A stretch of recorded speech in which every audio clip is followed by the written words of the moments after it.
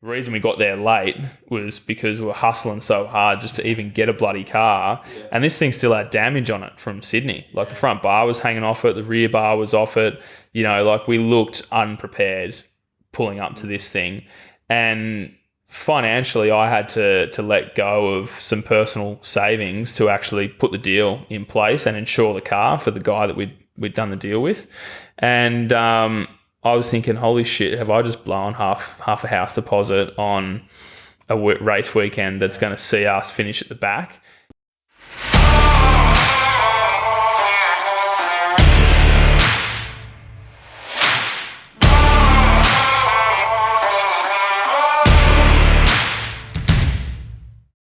Bro, we are so stoked to have you. I know you very well. Jared has just recently met you. Yep. And as soon as that happened, we met up at Bellyfish, which we always mention, classic Bellyfish. The wonders of Bellyfish Cafe and the people you meet there. Exactly. That's where so much of our connections and conversation have been had. So we had to get you on the podcast.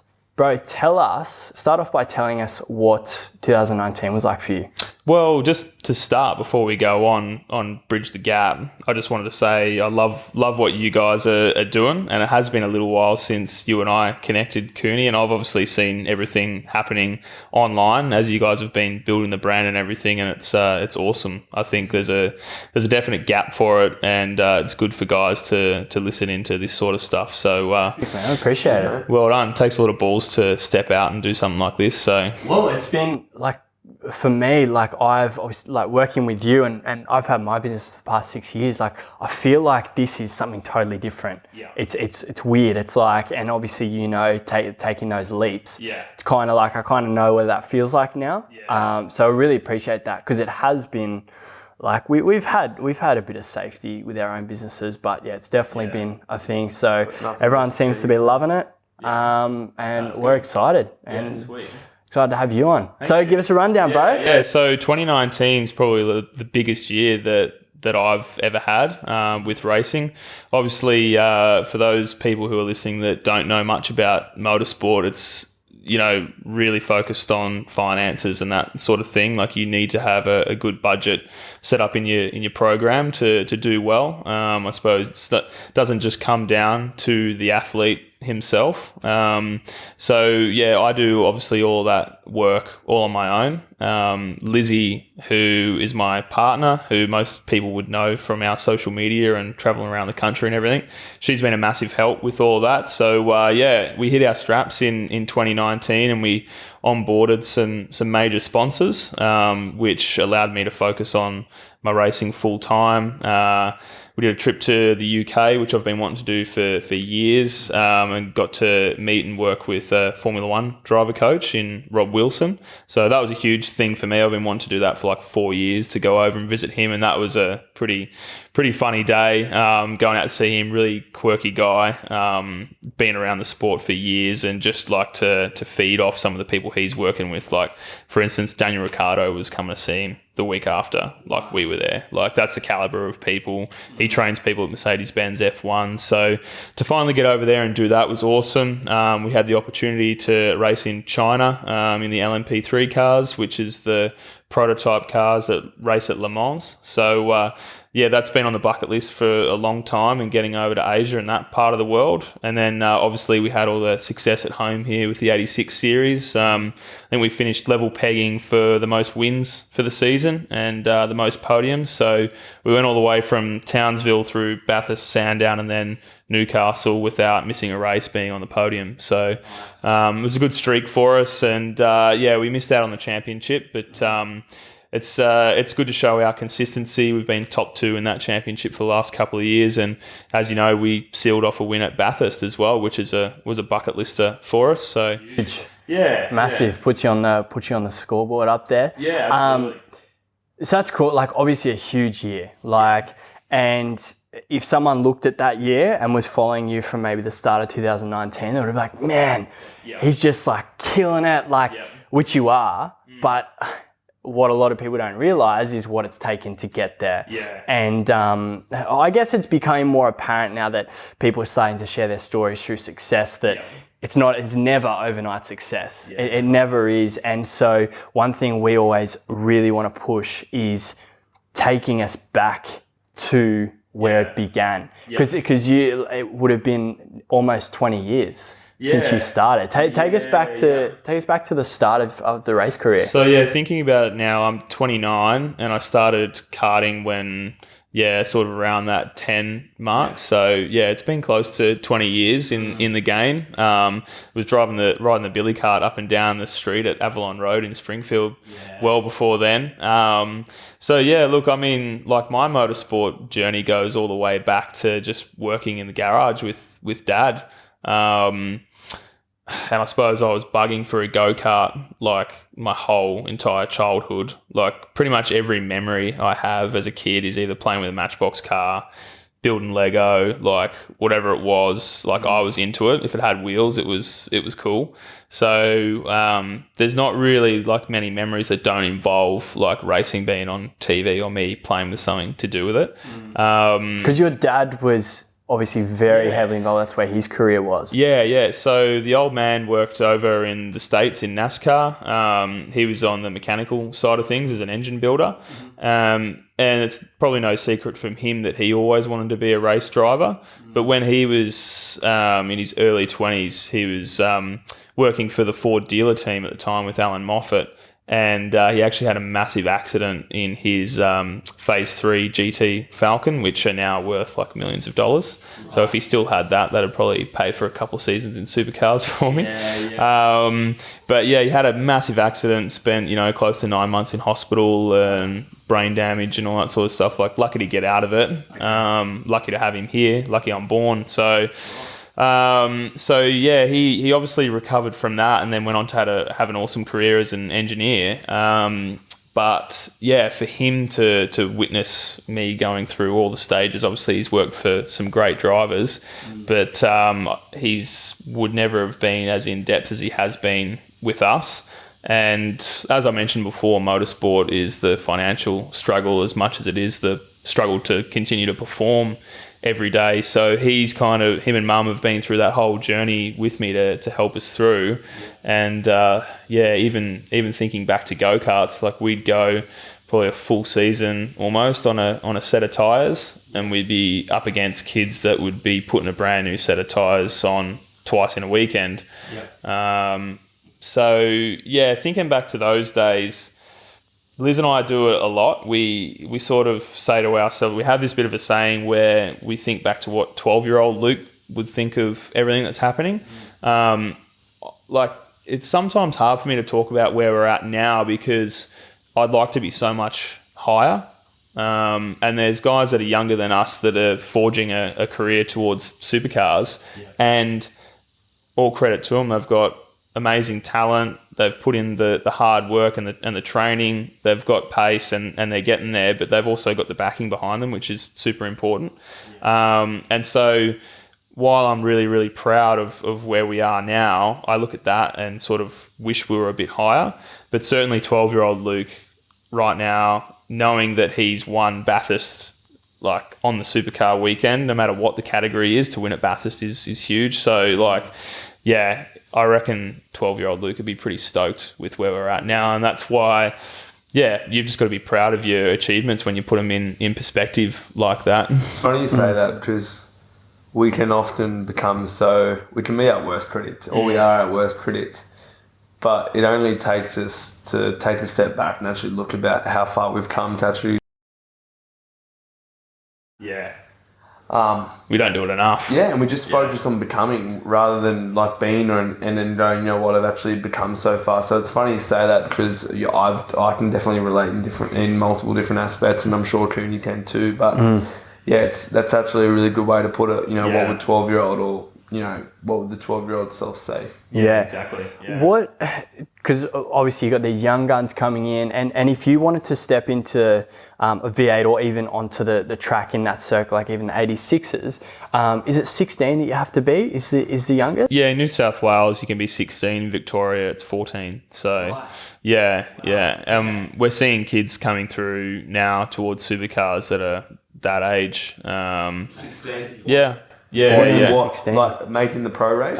Making Super 2, which is the tier below main game supercars. So, And Which is so crazy. is the cost to do tier 2 the same as what it would be for tier 1?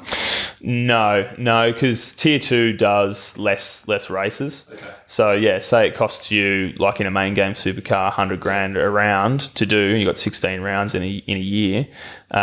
Super 2 second tier will only do 7 of those 16 rounds or whatever it may be. Yeah. So you cut out your operating costs, but essentially the cars are the same cost to run, like per kilometre. Okay. So it costs like $5 a kilometre to run a car. Was that ever in the picture for you, or was there what was it about the 86s that drew you to that?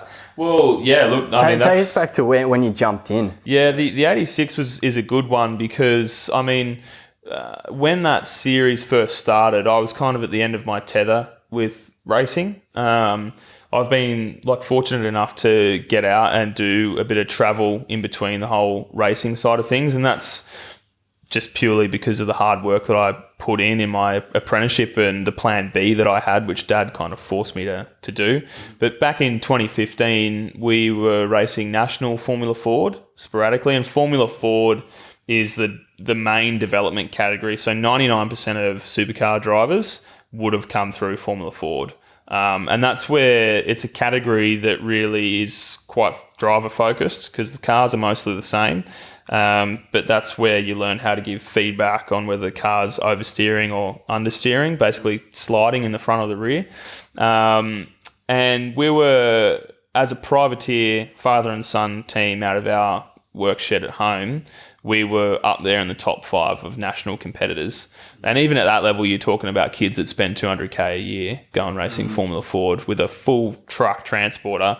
And we used to love rocking up with a rusty car trailer and a Falcon station wagon and just getting out there and being up the front. So, I mean, at the end of that, I kind of looked at it and went, you know what, there's nowhere for me to go because the jump from Formula Ford and doing it ourselves to being in a competitive supercar in a tier 2 car is, hundreds of thousands of dollars. So I kind of looked at that and went, unless I can bag a sponsor that's going to be able to pay for that going forward, I'm going to have to work out something else to do. And so I was kind of looking at aspects of going overseas and doing all sorts of different things to try and find another pathway for racing. And then Toyota announced their series. And the awesome thing about the 86s and everything that Toyota and Neil Crompton and his team at Airtime Motorsport have done is they linked it with supercars, so you had TV time. Toyota subsidised the category to make the entry fees cheap for you to get into. You're on all the good events like Bathurst and the Newcastle 500, and the cars are relatively easy to maintain. So we were able to build ourselves up in that, and we actually started working for a dealership who built a 4-car team, Dad and I, and that gave us our first start in it. So if it wasn't for the Toyotas and the 86 series, I probably would have moved overseas to try and find something else because there's just no the sport here in Australia, in my opinion, has to change a little bit to help guys through because we see the main game starting to dwindle now. I don't want to turn this into a motorsport podcast, but it is, it's very, very financially dependent on who makes it to the top or not. So, that's, in answer to your question, that's why we went with Toyota and that's why we've stuck with it for so long. And it's provided us heaps of opportunities to network with people in Toyota's camp as well, dealerships and that sort of thing. Built up great ambassador relationships and mentoring with some of the dealer principals at Toyota who we represent down there. So it's just, it has all the elements of the category that we needed. So I mean, man, that was probably around the time that I met you. Was when all that was going down. And so pretty much since the start of that is when we've been connected. I've seen some of the highs, some of the lows. I mean, I missed last season, which was a pinnacle season.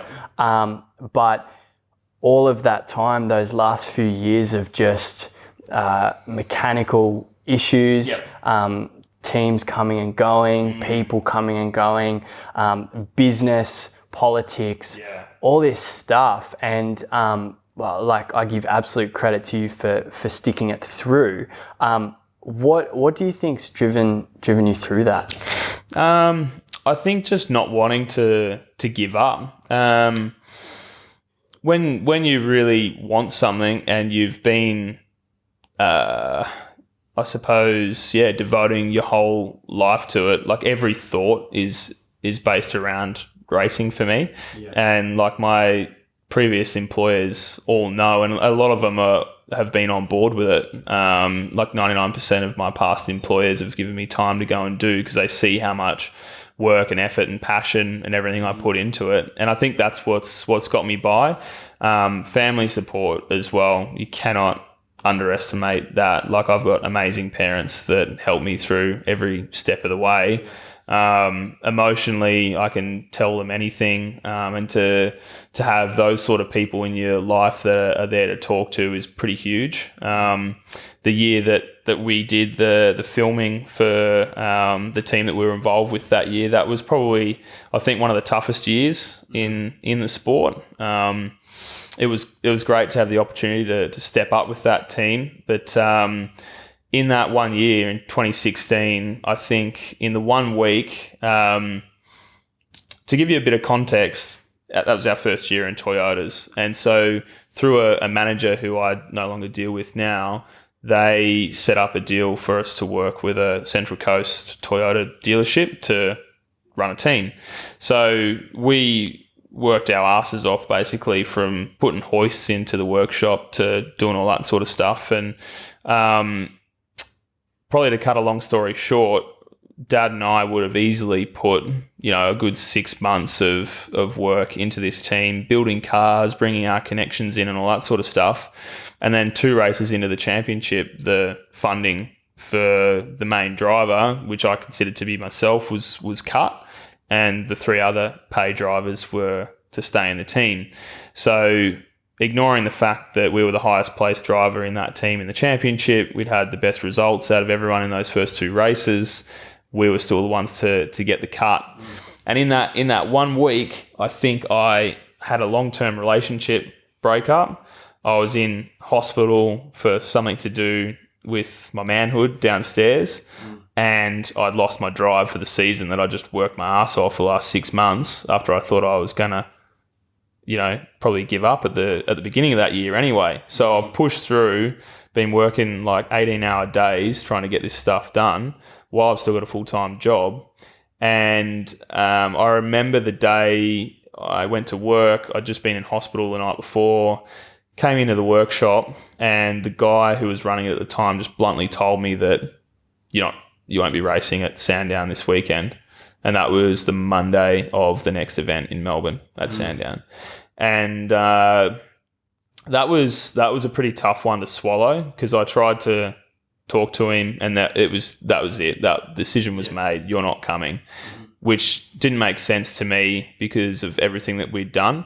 And it's probably the first time that I've ever had like a build up of emotions like that high, where I just had to break down and cry.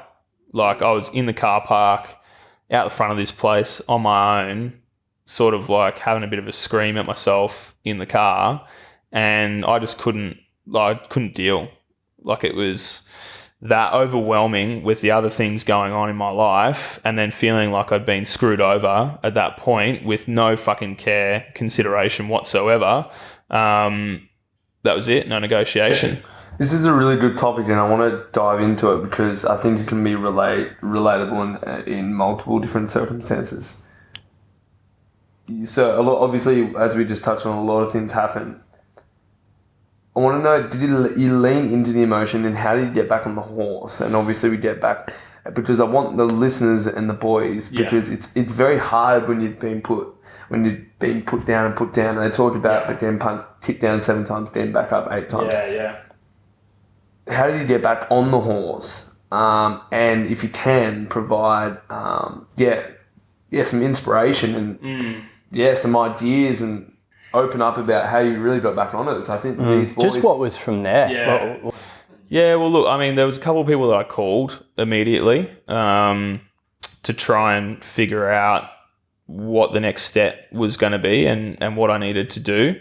One of the things I always try and do, and even when I'm not in a tough spot, this certainly wasn't my first thought, but I do try and put myself in perspective and go, well, like the problem of losing a drive and, you know, not feeling appreciated for all that hard work that I've just done and devoted my time to is not as bad as some other people's situations out there in the world. It means a lot to me, and it was super upsetting for myself, and I was depressed and all that sort of stuff. The relationship thing was completely like a part of the emotion as well. But I think you do just have to put it in perspective, because there's other people out there doing it so much tougher. And the fact that I'd even had a drive for that year and we worked to that point was an achievement. So I think after I had the an initial feeling of anger and being upset, I tried to bring it back to that and then go, all right, well, that's done. What do I need to do next to try and pick this up? And so I called a sponsor at the time, Joel from JSD Agency, who helped me to build my website and my brand and all that sort of stuff. And he gave me some pretty solid advice and sort of just said, look, there's nothing that you can do to change that situation that you're in. So pull yourself out of that and go and deal with other people who are actually going to help you. And you may or may not make the race this weekend, but at least you'll feel like you're doing something to sort of step forward. So, yeah, I suppose, like I said before with mum and dad, I'm really lucky that I've got lots of people that I can call in a situation to lean on. So I think if I've got any advice for anyone, if you don't have a person to lean on, there's no shame or nothing to hide by going and seeing a professional person that you can talk to, or even just the bloke that runs your local gym, because you'd be surprised how relatable people can be to your situation. Even people that you would judge to maybe be on top of everything, and you see their social profile and they're all over it.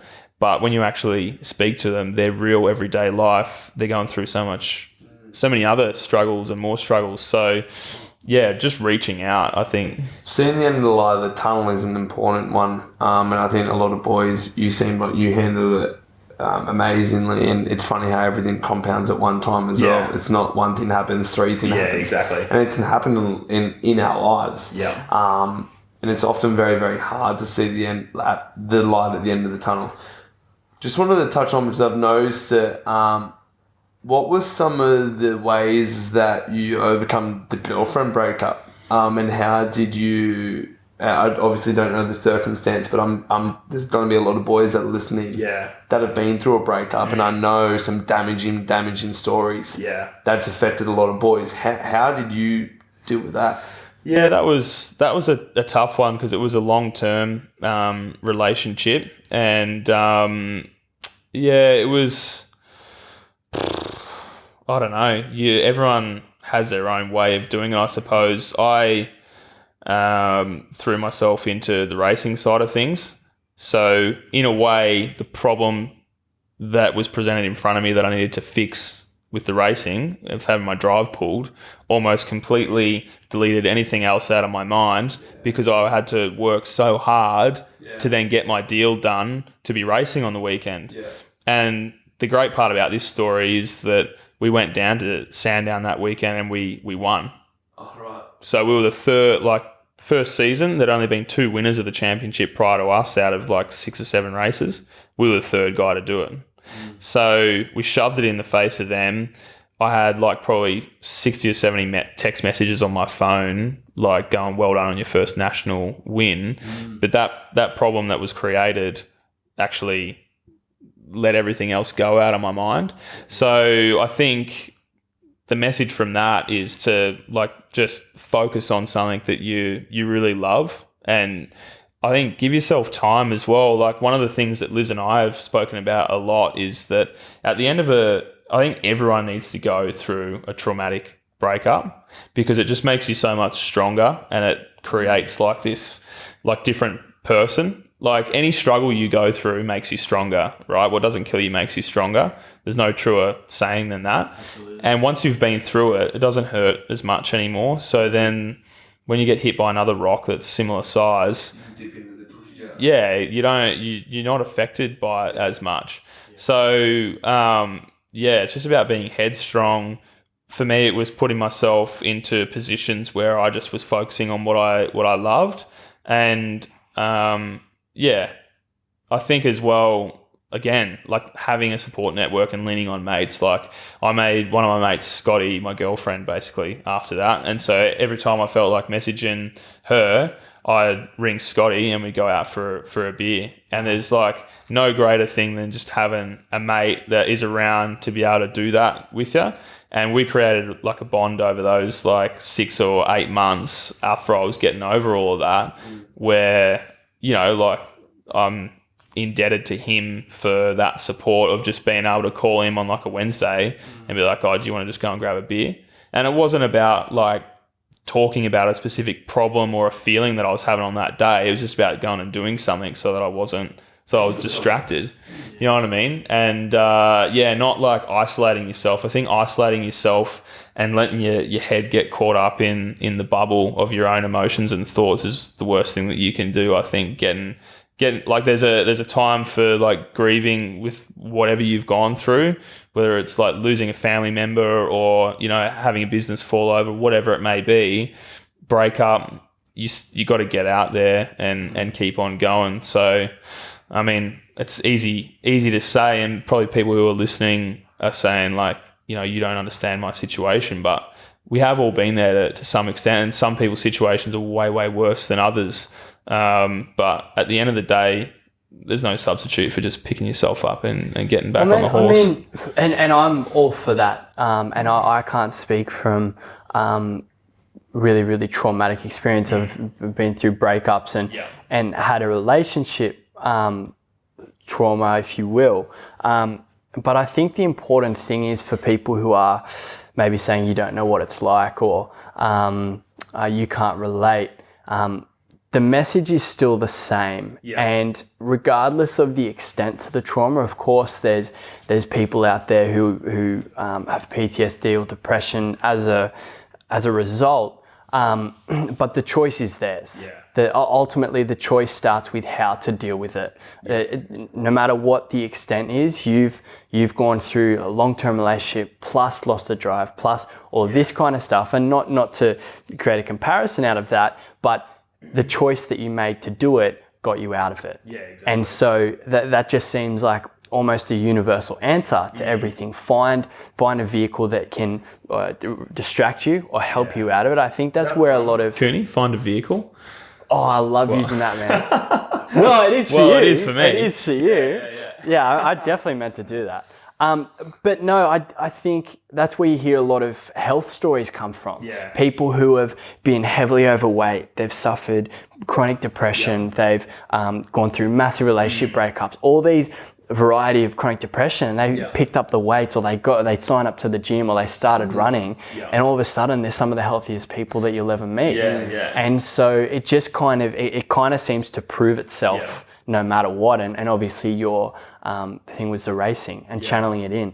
I want to go back to Sandown, because that must have been one for the victory and the award of it all, but to the emotion, that would have stuck with you. That is, I assume that week as a whole, but that crossing the finish line and getting that first with everything that you've come from just in those past 7 days, what, like, do you feel like all of what had happened to you, the adversity that you went through, do you think that was what you needed to get that win? Was there a motivation behind that drive? Yeah, I think there was, because I specifically remember rocking up to the circuit on the Thursday, which is the setup day for most events. And they give you a certain time you've got to be there, right? And for support categories, supercars. you're sort of the lowest priority to them. So if you're not in there within your window, you've got a call to explain. So we got in there well after our window because I suppose backtracking a bit, part of that is that Dad and I rang my engineer at the time, Nige, and Nige said, I know of a car that's available. And it was a car that was owned by the Eastern Creek karting owner. And he happened to be in Singapore at the Grand Prix in September of that year, dealing with Daniel Ricciardo to do a deal for Ricciardo Karts to be a part of his karting centre. And so therefore the car was available that weekend. So Gary signed a serviette in Singapore to say, I give Luke King permission to race my car this weekend.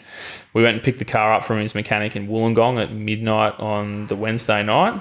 And Dad and I drove our Falcon with the car on the trailer on the back down to Sandown. So the reason we got there late was because we were hustling so hard just to even get a bloody car. Yeah. And this thing still had damage on it from Sydney. Like the front bar was hanging off it, the rear bar was off it.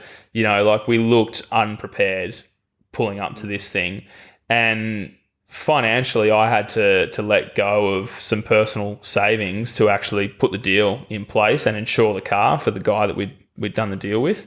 And I was thinking, holy shit, have I just blown half a house deposit on a race weekend that's going to see us finish at the back?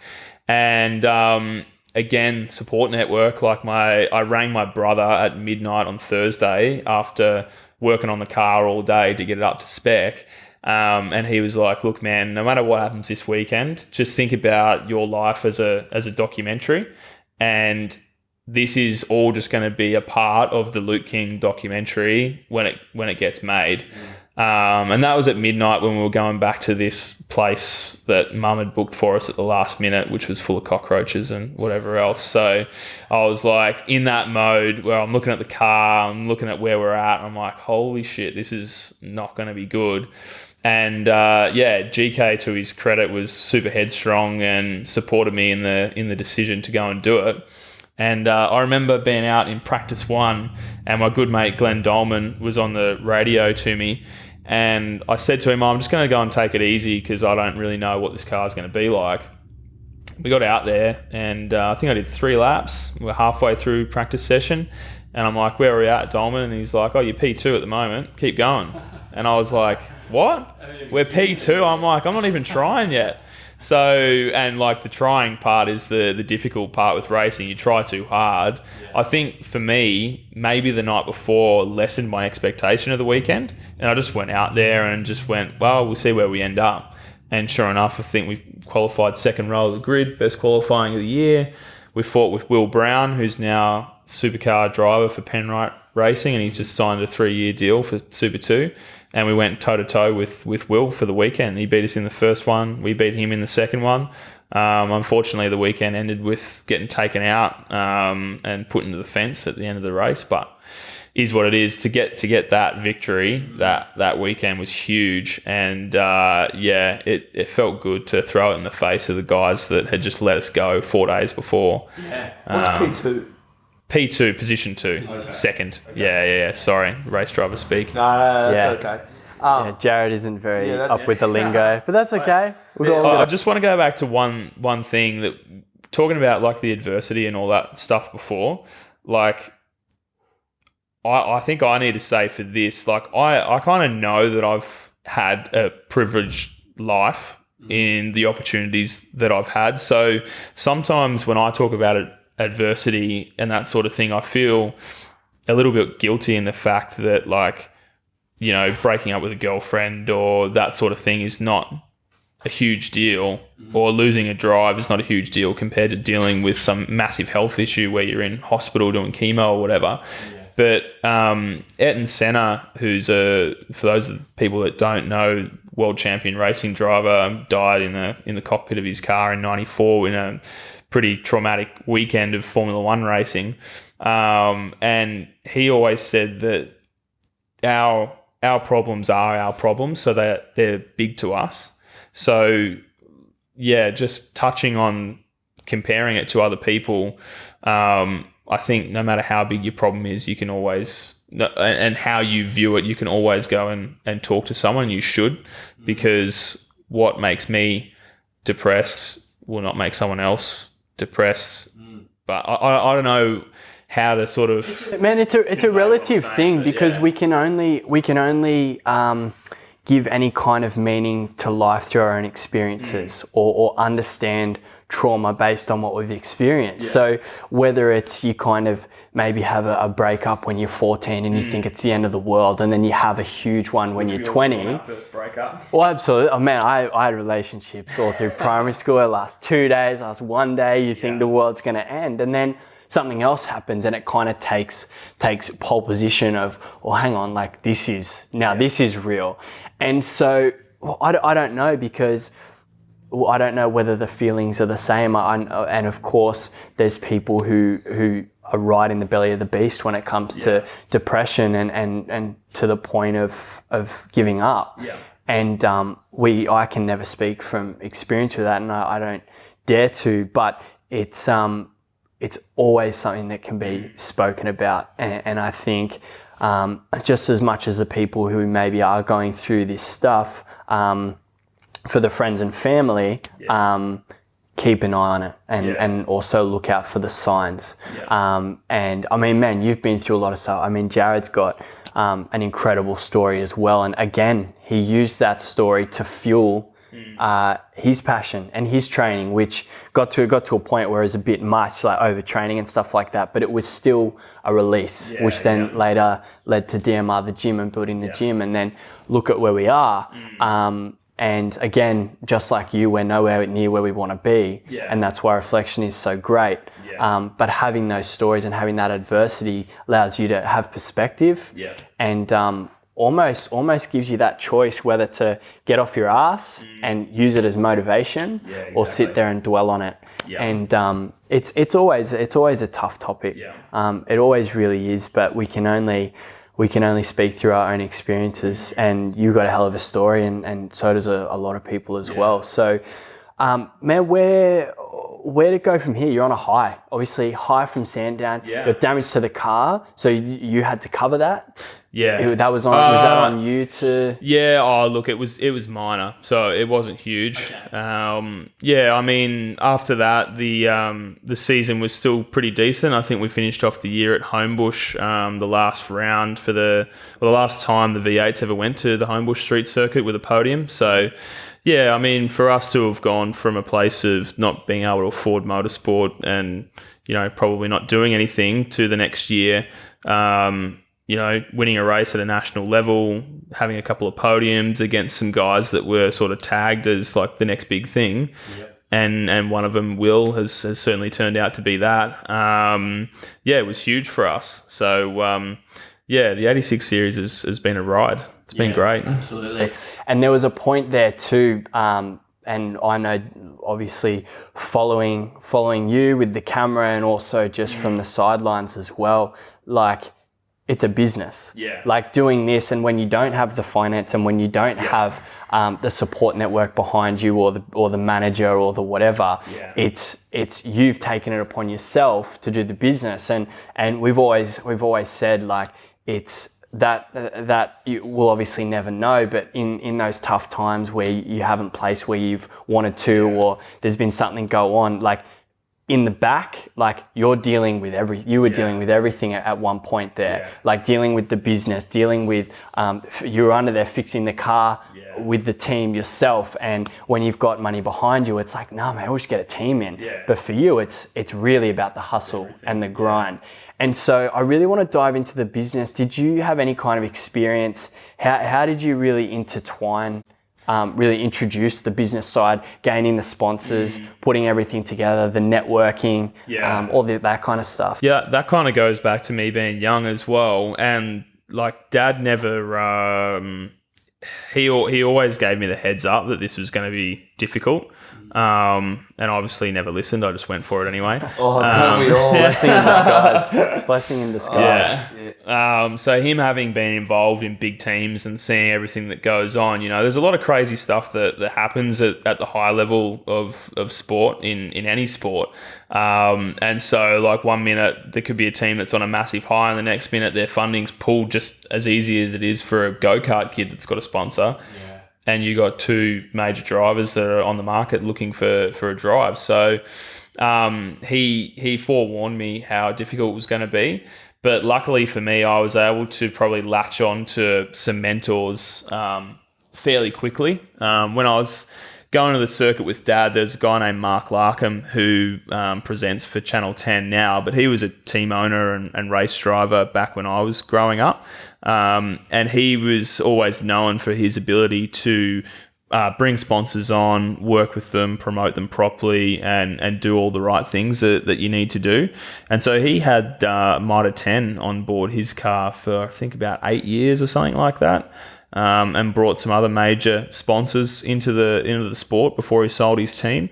And I remember always going to the track. I used to firstly start like designing cars for Larko, like different colours and styles and all that sort of stuff, and he'd always sign them for implementation for the next season.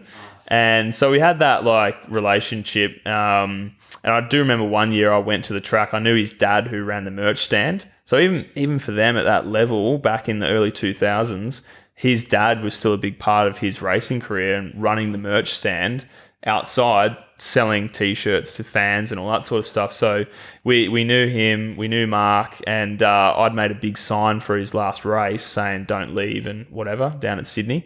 And he gave me one of his supercar rims and signed it for me. So as like an 11-year-old kid, like I was over the moon that day. Mum was not, when I brought home a dirty supercar rim and I wanted to like sleep with it that night.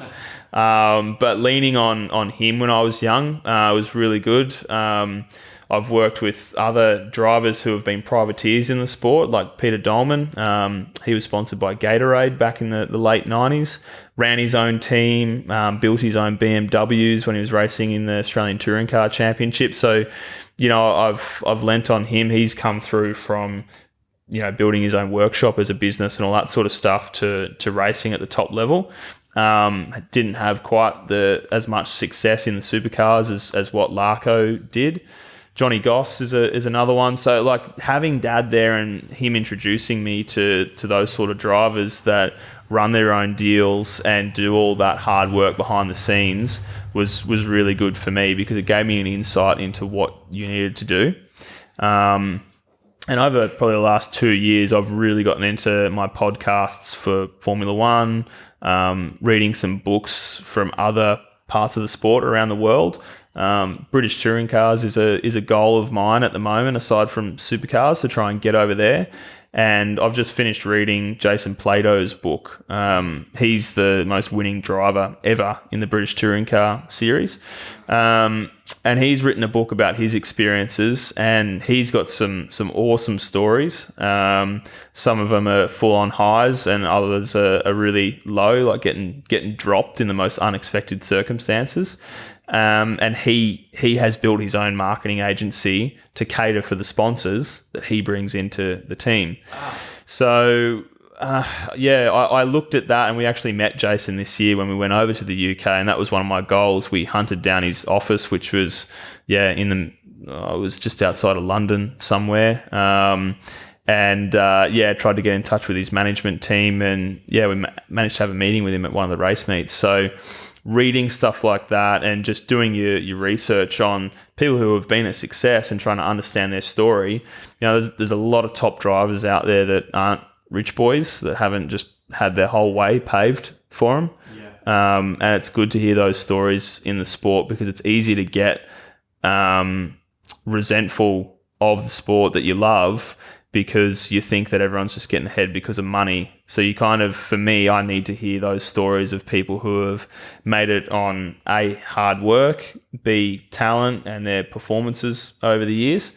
To me, that is what should progress you. And in every other sport in the world, generally, that is what does progress you. There's politics that comes into everything, but Tiger Woods doing what he did back in the day, there's no way he wasn't gonna be where he is now. Roger Federer, like, you can't mask performances like that. No. So, and it is the same in motorsport to an extent. It's just that it's saturated with a lot of rich people. And it's a good point, mate, and you use it in the racing perspective, but that's the great thing about books, and even the advantage that social media plays these days is some days you are in the lowest of lows and you need to draw that little bit of inspiration. For example, I did it yesterday. The last 10 days have been a bit of a struggle for myself with a few things going on, and I needed to draw inspiration. Yeah. All I did was started following a guy called Joe Burrow, who's the NFL, the college champion now quarterback for LSU. I just watched a video on him on his journey. He got knocked back. Crazy. But it's like, sometimes you need that hit of inspiration, and the message out to the boys is whatever you want to do, whatever you want to learn, whatever you want to overcome, there's a person or there's a book or there's a thing called YouTube that you can go on to. Heaps of sources. And essentially that's what we're trying to build. Yeah. But the greatest minds have left their footprints. Yeah. Yeah. So boys, anything, just type it in on Mr. Doodle or Mr. Google, Mrs. Google. Yeah. Well, like the podcasts that I've listened to, obviously being motorsport specific, has given me heaps more motivation to just keep going. You know, it'll happen. Like, if you're doing the right thing, eventually the right person will see it, and like you compound everything that you do. So like, if you're putting yourself in the right place with the right people and you're in the right headspace to have a conversation where you're a bit happier about just being there, can transform the whole scenario of where you're at, like your mindset. So if you're going into a function where you're going to could be meeting someone that could change your life, if you go in there with a depressed, I'm not really going to talk to you sort of attitude, you're not going to pick up that one little thing that they say or the offer that they put on the table to you, unless you've got the right mindset. There's a cool picture of like a maze. I remember, I think it was a business development place that I go to, and I think they put it up and it was a maze. And it's like what a mentor or what someone can do for you, and it literally just slices in half for you. You know, there's a finish line. Yeah. But it looks like a maze for life. You know, there's all these different directions, but having that inside of someone can really fast track. Yeah. And we were talking about it with Bridget Gap the other day, having run businesses ourselves. Yeah. We know what to do properly in the first time, and having advisors, man, it makes a difference. Yeah, it makes a huge difference. Yeah, and that's, I think, comes down to experience, and having an experienced person around you who's been through what you're going through helps so much. Like, in the last probably 3 years, the amount of knowledge that I've picked up from people that I've worked with, if I had known what I know now back when I was 18 or 19, the decisions that I made back then would have been a lot different. Sure. And it's funny too, because what you've learned along the way, having not had your own team, not having your own manager, and having to be the person that knows it all. Yeah. It's easy to make the comparison on the level of motorsport, or not being where you want to be in terms of achievements, or in the car that you wanted to be in, or have the trophies that you wanted to have. And for me, it was not traveling the world when I'm seeing all these other people traveling the world and creating content. Yeah. But what's interesting is, while they're doing that, or while the drivers are out there winning, you're out there hustling. Yeah. I'm out there focusing on other areas. Yeah. So when you compare it on a whole a whole scale of life, it's like, imagine putting those 16-year-olds who are killing it and who are just about to go into those supercars, give them the opportunity to go to a business function and watch them freeze up and fail. And again, not to say that they don't have the skills, and say like, again, not to put that comparison together, but it's like, it's kind of like you've got to reflect and go, well, hey, like, sure, I'm not there with that, but look at where I'm at with that. Yeah, exactly.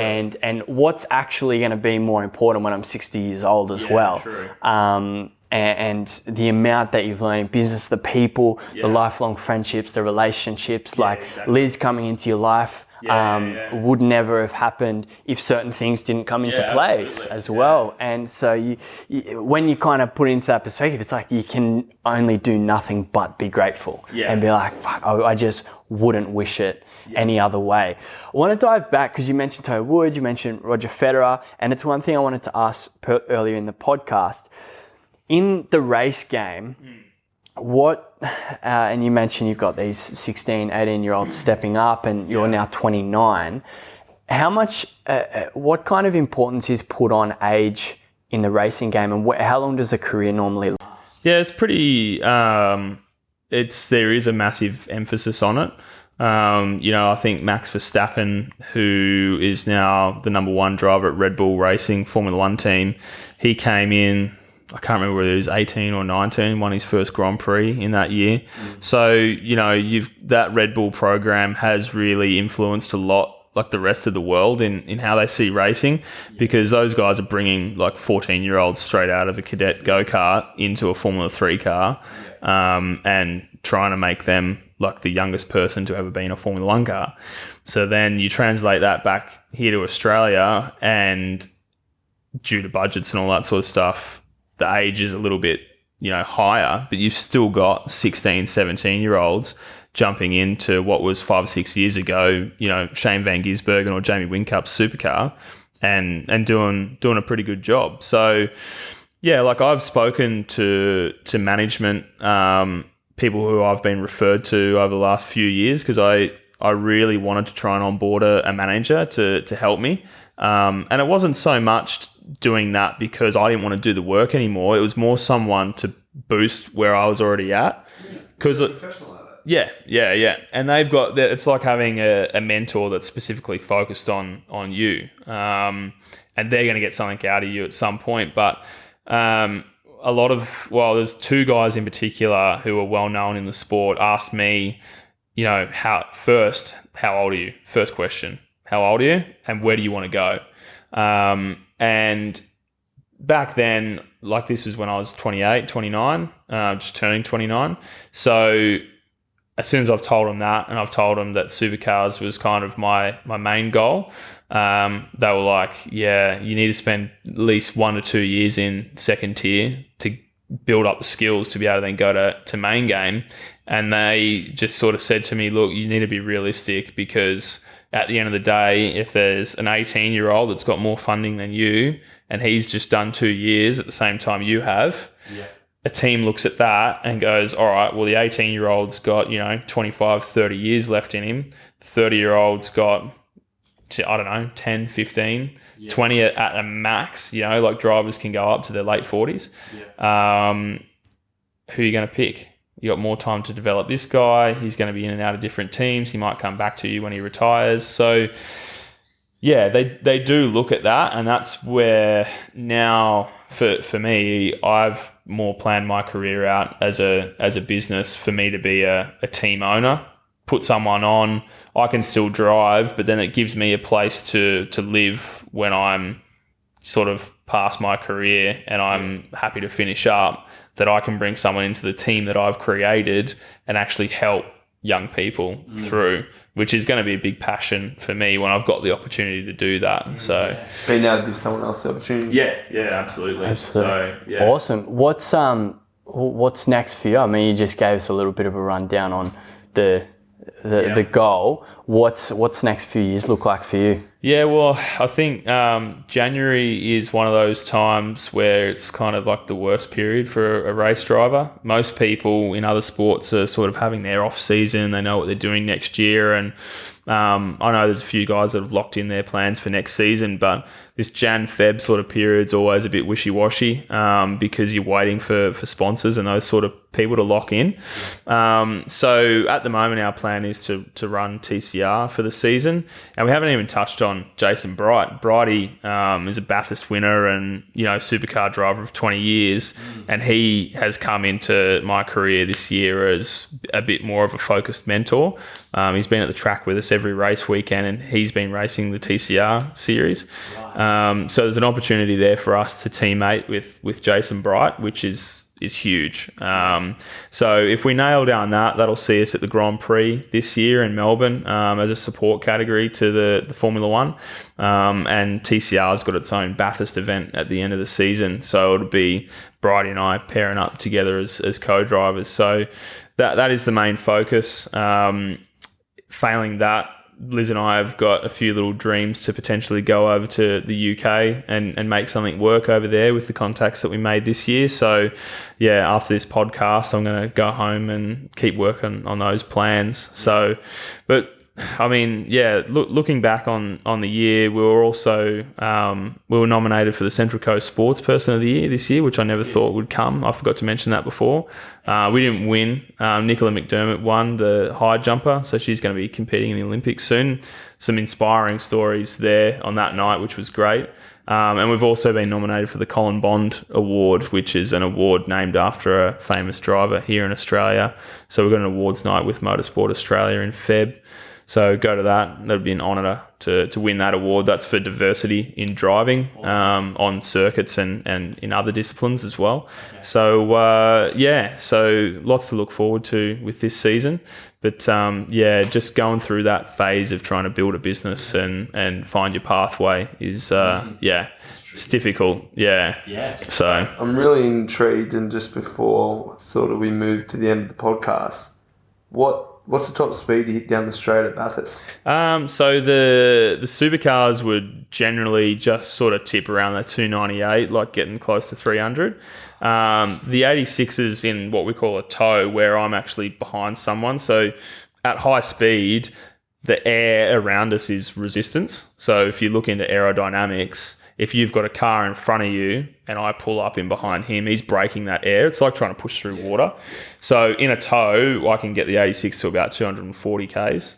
And for a car that's pretty production based, it's got a standard engine in it from Toyota with a few small modifications. 240 clicks is pretty big in those things. Yeah. And we saw this year what happens when it goes wrong down at the Chase. We had, his name's Peter Vidanovic, a New Zealand driver, flipped into the gravel trap. And I don't know how many cartwheels that he did, but the whole car was up in the air. Walked away safely, which goes to show you how safe the sport is now to crash at that sort of speed and have a massive flip. Pretty quick. But I mean, the LMP3 car that we drove in China is by far the quickest car that I've ever driven. Aerodynamics just sucks you to the ground. Like the faster you go, the more grip you have. So they're on slick tires, which are grippy already in the dry, and then you throw in the aerodynamics of these cars, and it just like, the faster and faster you go, the more it pushes you into the ground. So, yeah, you can. Yeah, absolutely. Yeah, if you go through a corner in third gear, the car will be like a bit twitchy. Right.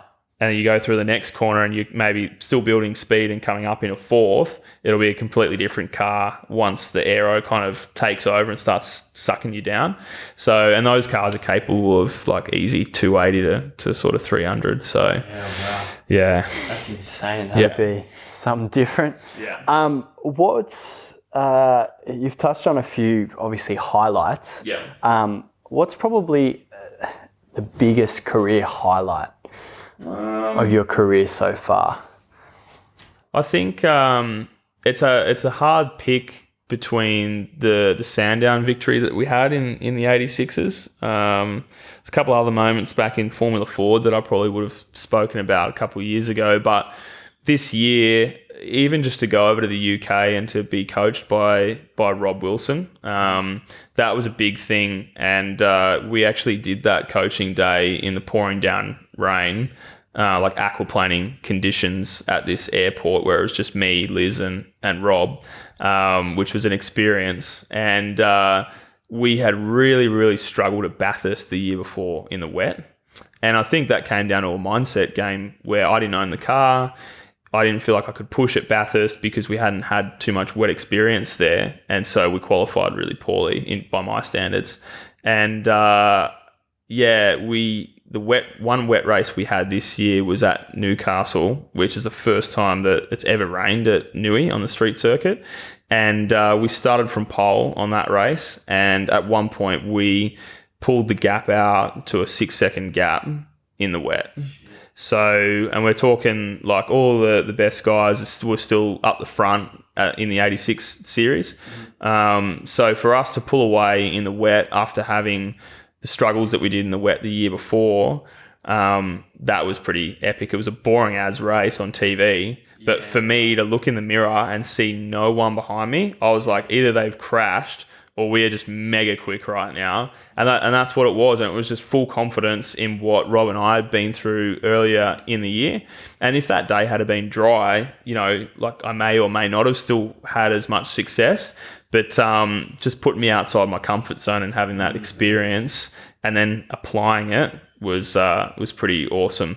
So yeah, you got China as well, and getting that call up, like that's a milestone event. So that was what you had 3 days. Yeah, we got a call on the Monday or the Tuesday, and then we were flying out on Thursday. We were booking our airline tickets as we were going to the airport. Yeah.